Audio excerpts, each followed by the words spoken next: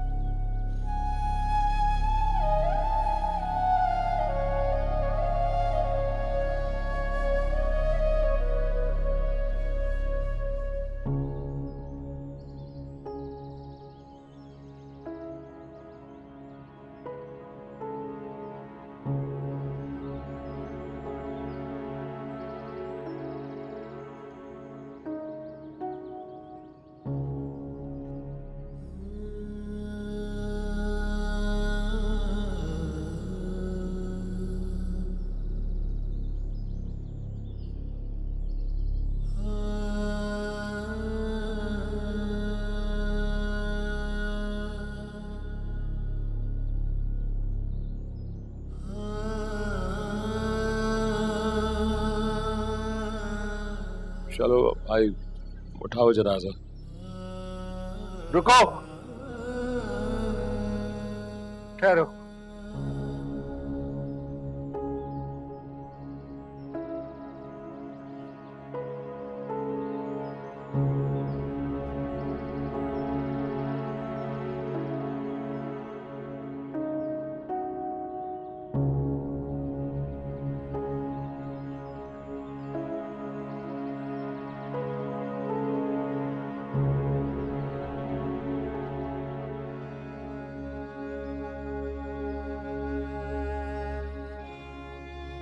क्यों आए हैं आप? क्या करने आए हैं? तो चला गया जिसको आपका इंतजार था। तो बिलाल की बेटी हो ना, तुम्हारे अंदाज और लहजे से मुझे मेरे बेटे बिलाल की खुशबू आ रही है।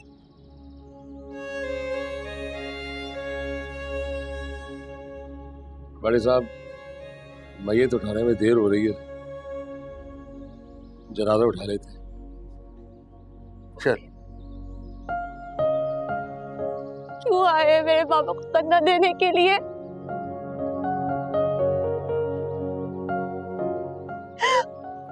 सब तो उन्हें बहुत पहले ही छोड़ चुके हैं, तो सब निभाने के लिए क्यों आए? क्यों?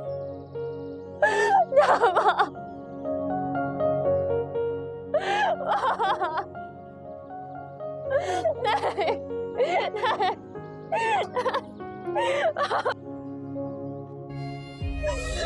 हाँ भैया,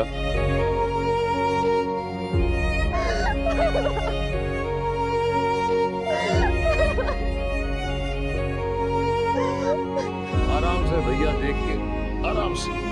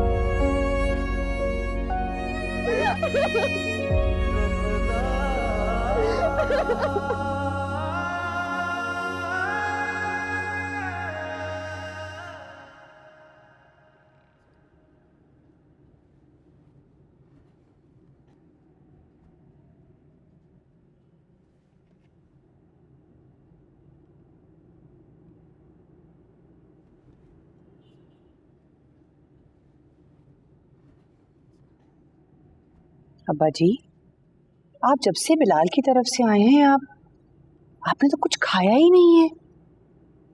अरे कितनी सुर्ख हो रही हैं आपकी आंखें। मुझे नहीं लगता है कि आपने ठीक से आराम किया है। क्या बात है, कोई कोई परेशानी है? क्या करूं कमर जहां, मुझे सुकून नहीं मिल रहा।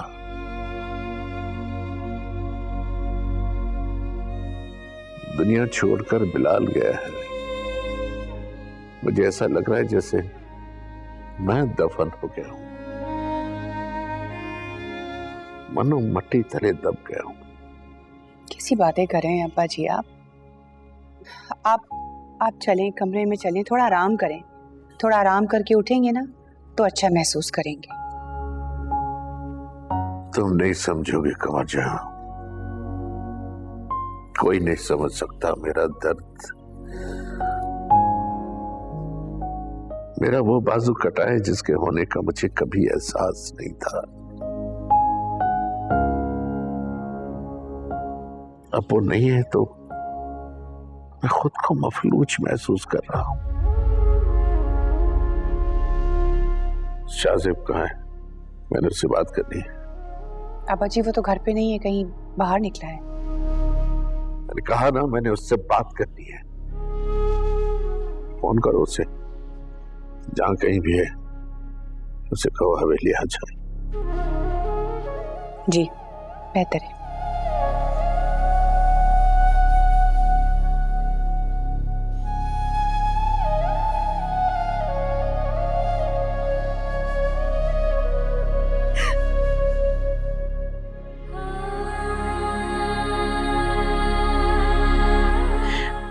मगर इस तरह अचानक कौन जाता है? मेरे बाबा ने तो मुझे कुछ कहा भी नहीं। मुझे उनसे इतनी सारी बातें कहनी थी। वही तो मेरे अपने थे। मेरा सब खत्म हो गया। और यान तुम भी नहीं थे मेरे साथ। मुस्कान, तुम्हारा दुख बहुत बड़ा है। मैं कुछ भी कह लूं, मेरे लफ्ज सारे बेमायनी है, तुम्हारी तकलीफ को कम नहीं कर सकते। मुस्कान, आई एम जेन्युइनली सॉरी कि मैं नहीं आ सका। मेरे चचा का इंतकाल हो गया अचानक, और उनकी जिंदगी में मैं उनके लिए कुछ नहीं कर पाया, जिसका मुझे हमेशा अफसोस रहेगा। मुस्कान, तुम्हारे साथ कोई है या अकेली हो? नहीं, खाला है मेरे साथ। मैं आना चाहता हूँ। उस वक्त नहीं था तुम्हारे पास, लेकिन अभी आना चाहता हूँ, तुम्हारे आंसू पोंछना चाहता हूँ मुस्कान। नहीं, अब तुम्हारा आना मुनासिब नहीं है। और वैसे भी मैंने खाला को तुम्हारे मतलब कुछ नहीं बताया। मुस्कान, सब्र करो प्लीज, इस तरह मत रो। तुम्हें हौसला करना होगा मुस्कान।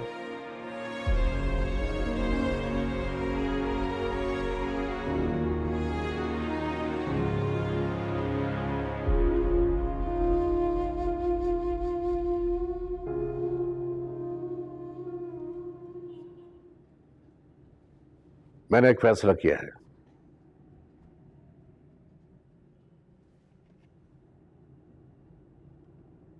कैसा फैसला ताता जी? मैंने इस बारे में बहुत सोचा, और बहुत ही सोच विचार के बाद मैंने ये फैसला किया कि मैं बिलाल की बेटी को इस हवेली में ला रहा हूं।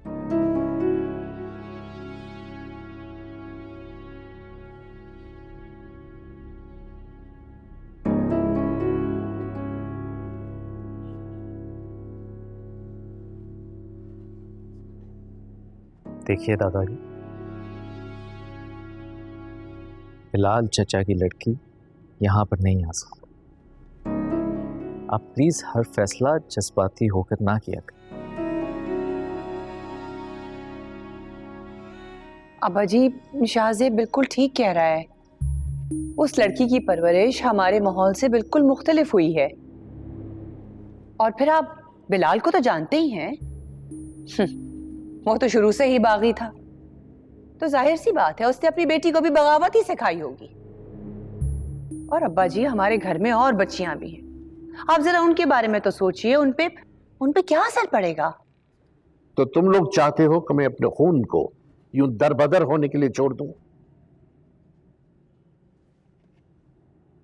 बिलाल की बेटी का अब इस दुनिया में हमारे अलावा कोई नहीं है।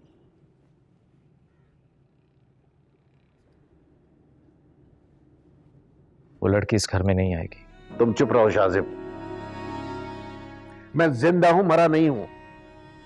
मैंने सारे अख्तियारात तुम्हें इसलिए नहीं दिए थे कि तुम मेरे आगे बोलो, मेरे फैसलों पे उंगली उठाओ। मैं जो चाहूंगा वो करूंगा, तुम या कोई और मुझे रोक नहीं सकता, अच्छी तरह समझ ले। और किसी में इतनी जरूरत नहीं होनी चाहिए कि मेरे फैसलों के आड़े आए। समझ आई बात? मैंने जो कहना था कह दिया।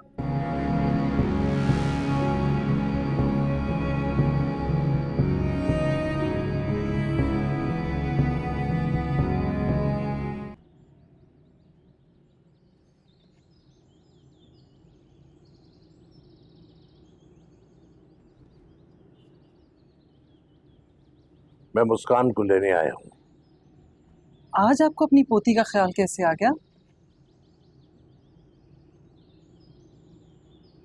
आपका तो बिलाल और उसकी बच्ची से कोई रिश्ता ही नहीं था। मैं तो समझी थी कि जैसे ये मेरी बहन की मैयत पे नहीं आए, वैसे ही बिलाल के जनाजे पे भी नहीं आएंगे। मैं तुम लोगों से बहस करने नहीं आया यहां, और पुरानी बातों को कुरेदने का भी कोई फायदा नहीं। तुम्हारी बहन ने बड़े दुख दिए हमें, मेरा बेटा छीना मुझसे, और तुम्हारी बहन की वजह से ही मेरी बेटी ने अपने खानदान से बगावत की और अपने बाप को छोड़कर चला गया। बस रहने दीजिए।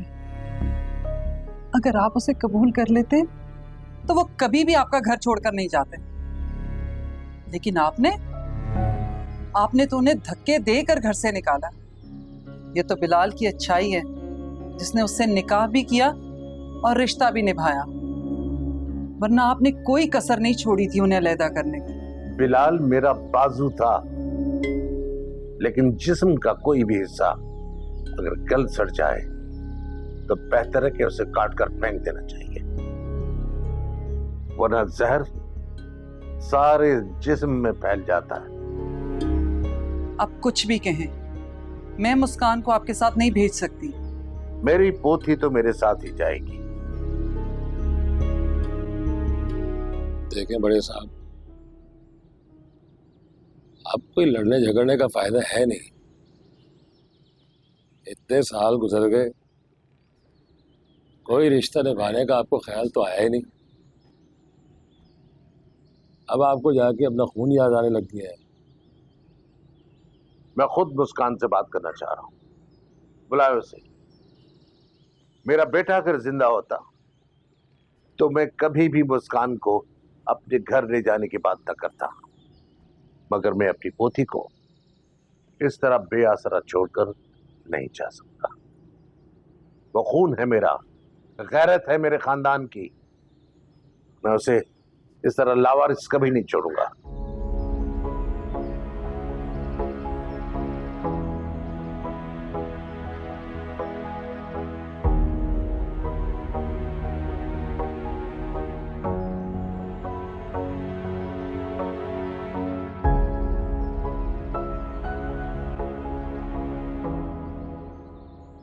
शाहजेब, क्या कहते हो? अब्बा जी के साथ बिलाल की बेटी आ जाएगी? बिलाल चचा की लड़की है, वो इतनी आसानी से थोड़ी मानेगी। आखिर खून किसका? और अगर आ गई तो? आप दोनों किस तरह एक यतीम लड़की के बारे में कयास आराइयां कर सकते? चाचा जी के जाने के बाद हम ही उसके वली वारिस हैं। हमारा फर्ज बनता है कि हम उसे इस घर में जगह दें, अपने दिलों में जगह दें। रेहान, किस तरह बात कर रहे हो तुम? भाई जी, असल गुस्सा मुझे आप पर है। बड़े समझदार और अक्लमंद बनते हैं ना आप। आपको चाहिए था कि फुप्पो जी को समझाएं। चाचा जी के जाने के बाद बहुत अकेली रह गई है फुप्पो जी। आपको चाहिए था कि आप खुद जाती और उसको लेकर आती। मैंने माना जो भी इख्तलाफात थे आप लोगों के चाचा जी से वो ठीक थे, लेकिन इसका मतलब ये नहीं कि उनके मरने के बाद हम उसको बिल्कुल ही अकेला छोड़ दें। वो बिलाल की बेटी है और वो बिल्कुल अपनी माँ के ऊपर गई है। जैसे माँ इस हवेली में घर नहीं बसा सकी तो वो क्या बसाएगी? फुप्पो जी, आप इतनी सख्त दिल कैसे हो सकती? मेरा उस लड़की से कोई ताल्लुक नहीं है, बिल्कुल वैसे ही जैसा उस लड़की का इस हवेली से और हमसे कोई ताल्लुक नहीं है, समझे तुम? फुप्पो जी, मैं बस ये कह रहा हूं कि रेहान,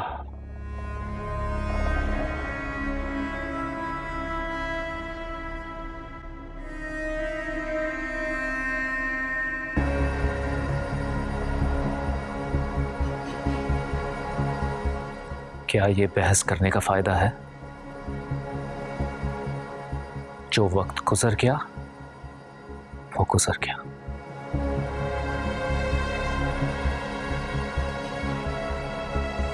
और तुम क्या हमसे इधर लड़ने के लिए आए हो? इसी बात का तो अफसोस है भाई जी। आप दोनों को कोई नहीं समझा सकता।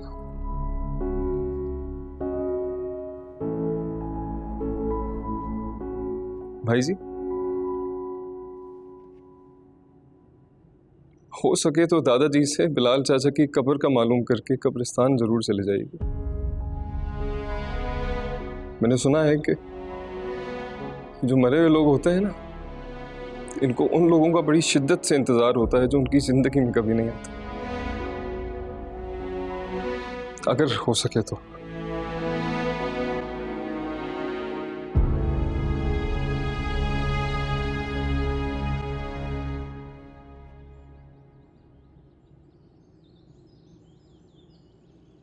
आप अभी तक यही हैं? मैंने आपसे कह दिया ना कि मुस्कान आपके साथ नहीं जाएगी। खामखा अपना वक्त जाया कर रहे हैं।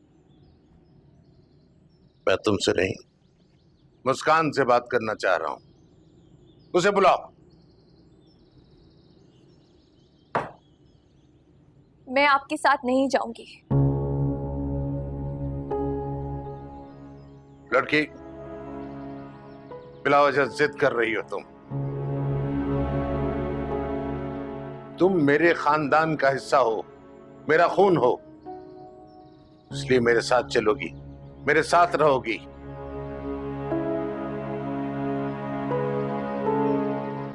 एक बात बताएं, क्या हुआ था वहां? मेरे पापा तो घर से बिल्कुल ठीक ठाक गए थे, फिर आपने उनसे ऐसा क्या कहा जिसका असर उन्होंने अपने दिल पे ले लिया और फिर उनका दिल ही बंद हो गया? बताएं, खामोश क्यों है? बताएं, क्या कहा था?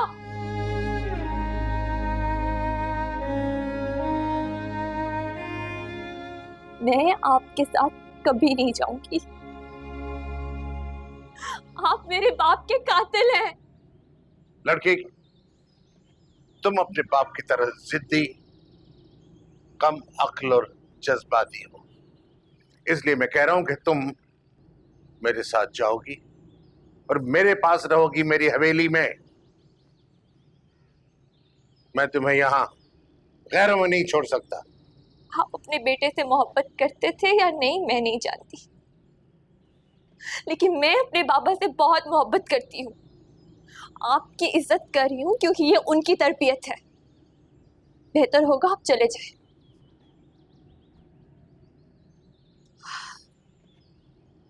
मेरी जिंदगी का फैसला करने वाले आप कोई नहीं होते।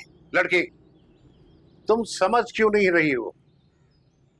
तुम मेरा खून हो, मेरे खानदान का हिस्सा हो, इसलिए मैं तुम्हें यहां गैरों में नहीं छोड़ सकता।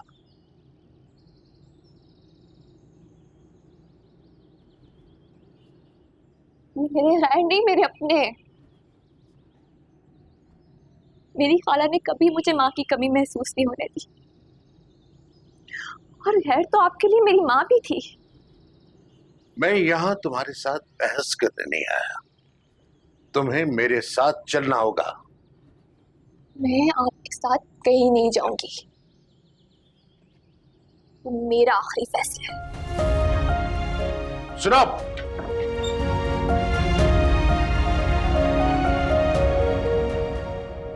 बाबा क्या गए? ऐसा लगता है जैसे घर से सारी रौनक ही चली गई हो। हालांकि अब तो घर में सब है, खाला, खालू, हसान, फिर भी घर खाली खाली लगता है, जैसे कोई हो ही ना। हाँ मुस्कान, कुछ अरसा बहुत ज्यादा फील होगा, लेकिन वक्त के साथ सब्र आ ही जाता है इंसानों को। दिल बहुत अजीब सा हो रहा है, अजीब सी घबराहट है, हर तरफ उदासी है। ऐसा लगता है कि झूठ, बिल्कुल झूठ। तुम्हें पता है क्या, तुम्हारा दिल जो है ना वो मेरे पास है, और मैं तुम्हारे दिल का बहुत ख्याल रखता हूँ, उसकी बहुत परवाह करता हूँ, और उसको कभी उदास नहीं होने दूंगा। मेरा वादा है तुमसे।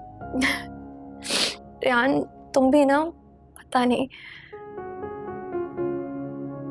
शुक्र है तुम्हारे चेहरे पे इसी बहाने मुस्कुराहट तो आई। तुम्हें कैसे पता कि मैं मुस्कुरा रही हूँ? मैं तो नहीं मुस्कुरा रही। फिर से झूठ। मुस्कान, पता है क्या, तुम्हें ना तुमसे ज्यादा जानता हूं मैं, और मुझे इस वक्त पता है कि तुम मुस्कुरा रही हो। बताओ, मुस्कुरा रही हो? रायहान साहब, आपको बड़े साहब ने बुलाया है।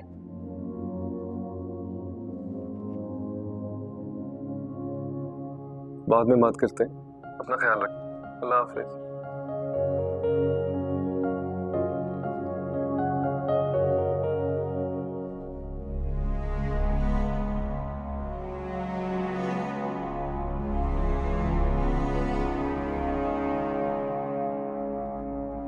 दादाजी, आपने बुलाया मुझे?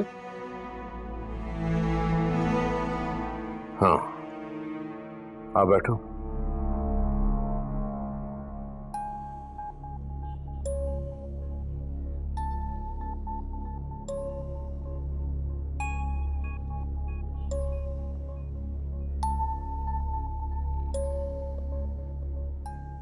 मुझे तुमसे एक बहुत जरूरी बात करनी है। दादाजी, ऐसी क्या बात है जो आप इतना सोच रहे हैं? बेटे,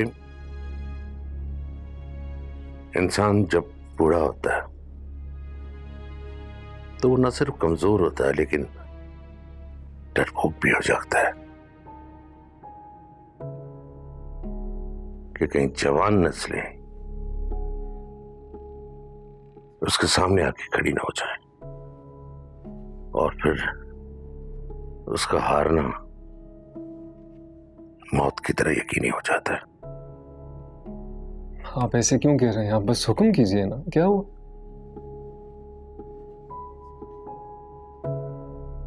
तुम जानते हो कि मैं बिलाल की बेटी को इस घर में लाना चाह रहा हूं। हालांकि उसने आने के लिए इनकार कर दिया है, लेकिन अगर तुम चाहो तो वो यहां आ सकती है। दादाजी, मैं कुछ समझा नहीं, आप क्या कहना चाह रहे हैं? मैं चाहता हूं कि तुम बिलाल की बेटी से निकाह कर लो।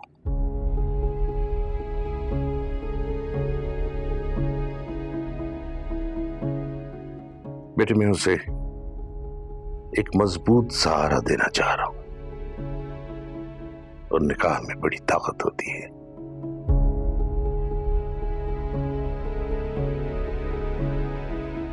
तुम खामोश क्यों? दादाजी, आपके फैसले के आगे मैं सर झुका लेता, मगर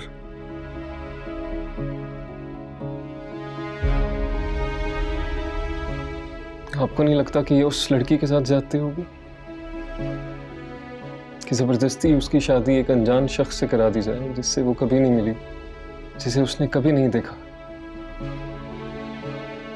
दादाजी, ये सब आप इसलिए कह रहे हैं ना कि बिलाल चाचा इस दुनिया से नाराज चले गए और ये सब करने से शायद उनकी रूह मुतमईन हो।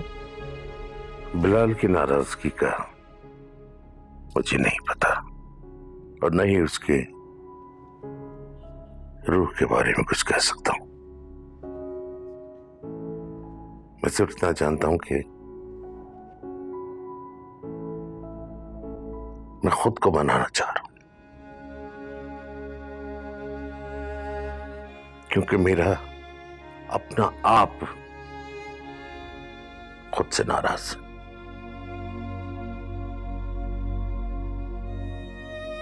दादाजी फिर नाराजगी तो शायद ऐसे ही खत्म हो कि आप उसको उसका हक दे दें। बिलाल चाचा भी यही चाहते थे और इसीलिए आए थे आखिरी बार हवेली पर।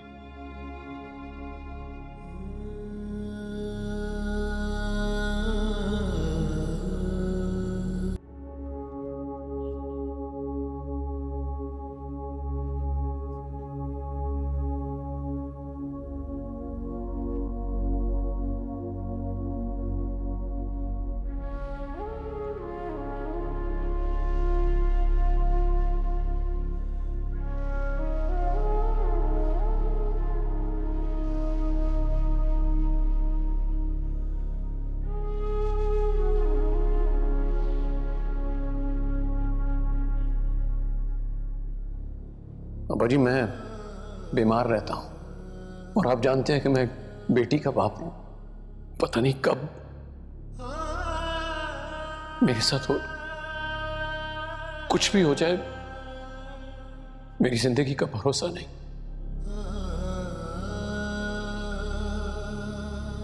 भगोड़ों को इज्जत नहीं, सजा मिलनी चाहिए। तो तुम्हें तमीज नहीं है कि बड़ों से किस तरह बात की जाती है? मैं तुम्हारा चचा हूं, अदब से बात करो मुझसे।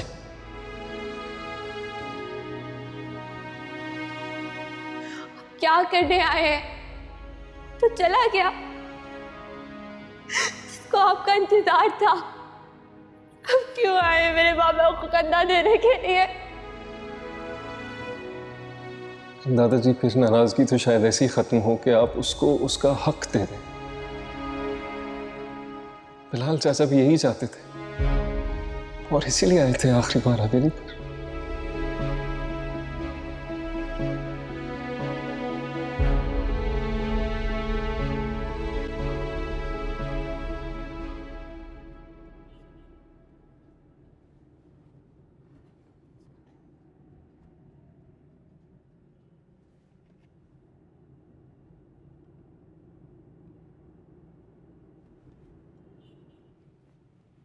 मैं चाहता हूं कि मेरा हिस्सा मुझे दे दे।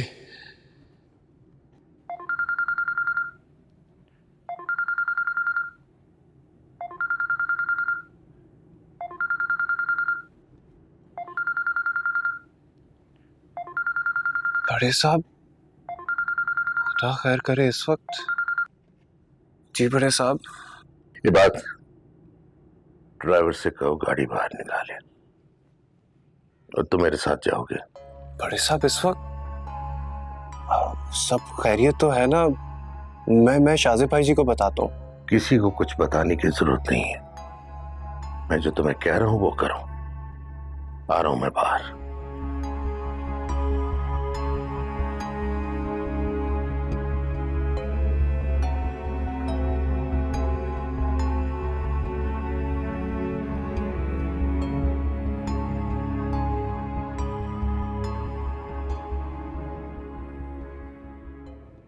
मैं आपसे कह चुकी हूँ ना कि मैं आपके साथ नहीं जाऊंगी, तो फिर इतनी रात को हमें परेशान करने क्यों आ गए आप?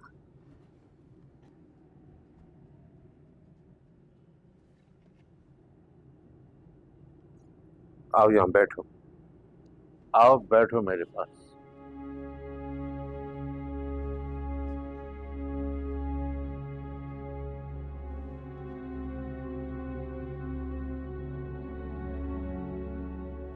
मैं तुम्हें लेने नहीं आया।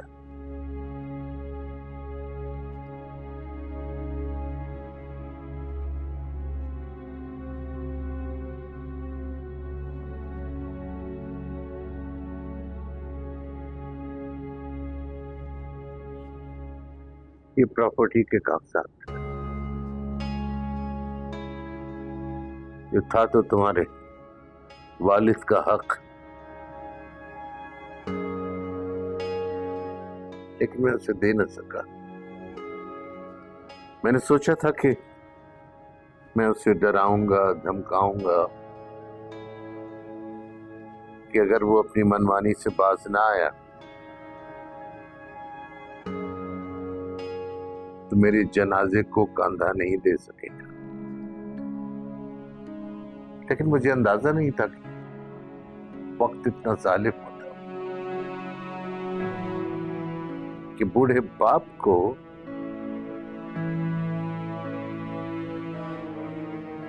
अपने जवान बेटे की मैयत उठानी पड़ती।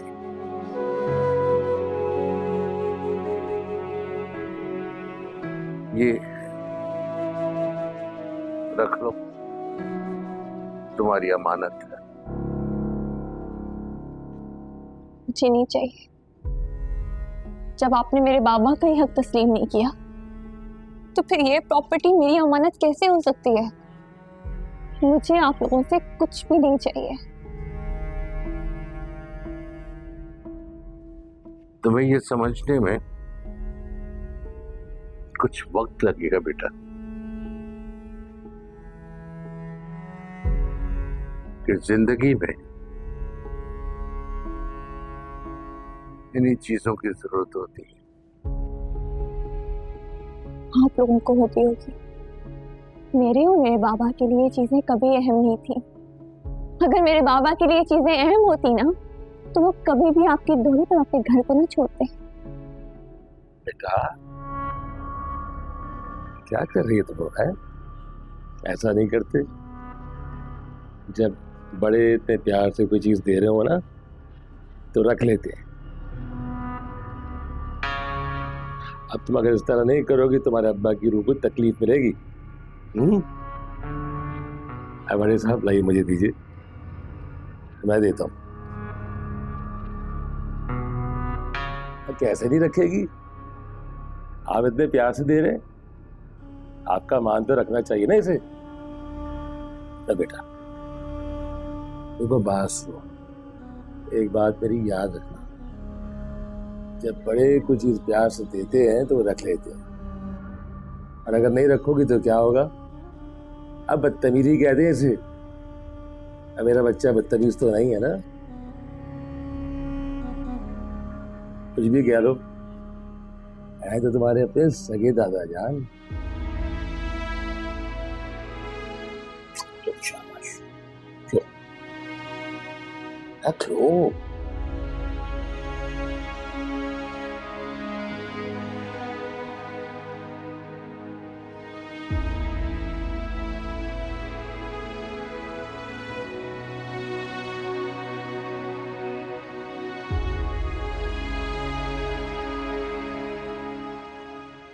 जीती रहो बेटा। और तुम परेशान नहीं होना, जमीना खाला से बात हो गई है मेरी, वो रात को यहीं तुम्हारे पास रुकेंगी। बस मुस्कान, अपना ख्याल रखना। क्यों बच्ची को परेशान कर रही हो? देख रही है रो रो के इसकी क्या हालत हलकान हो गई है, और मजीद तुम इसे ऐसी बातें करके परेशान किए जा रही हो।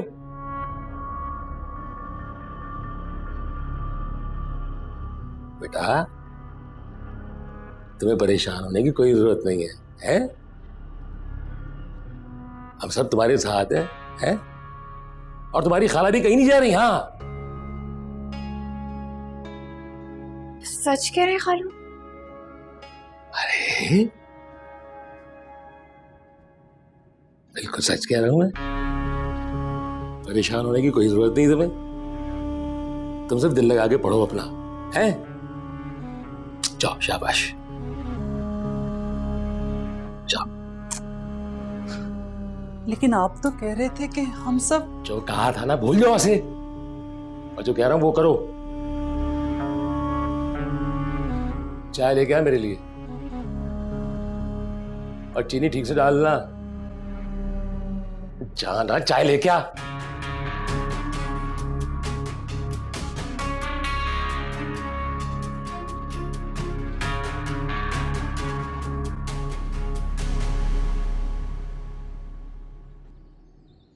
मुझे बाबा की डेथ का सिर्फ अफसोस नहीं बल्कि पछतावा भी है। पछतावा क्यों? रेहान, डॉक्टर्स कह रहे थे कि उन्हें कोई गहरा सदमा पहुंचा है जिसे वो सह नहीं सके। काश मैं उन्हें उनके घर जाने ही ना देती। वहां जरूर कुछ ऐसा हुआ है जो उस घर से हमारे घर का फासला तय करना भी उनके लिए मुमकिन ना हो सका। तुम्हें लगता है कि तुम्हारे अब्बू की डेथ उनके घर वालों की वजह से हुई? पता नहीं। तो फिर उनसे इतनी बदगुमान क्यों? तुम मेरे ददियार वालों को नहीं जानते हो। ये कभी भी मेरे बाबा से नहीं बनी। वो तो मेरे बाबा की शक्ल तक देखना पसंद नहीं करते थे। मेरे बाबा की मोहब्बत थी जो कभी कभी उनसे मिलने चले जाते थे और उसी मोहब्बत ने उनकी जान ले ली।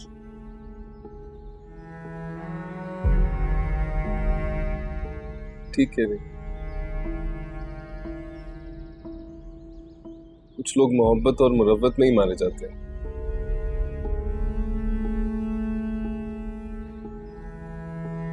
मुस्कान, शायद अल्लाह की यही मर्जी थी। तुम ही कहती हो ना, अल्लाह के हर काम में मसलहत होती है।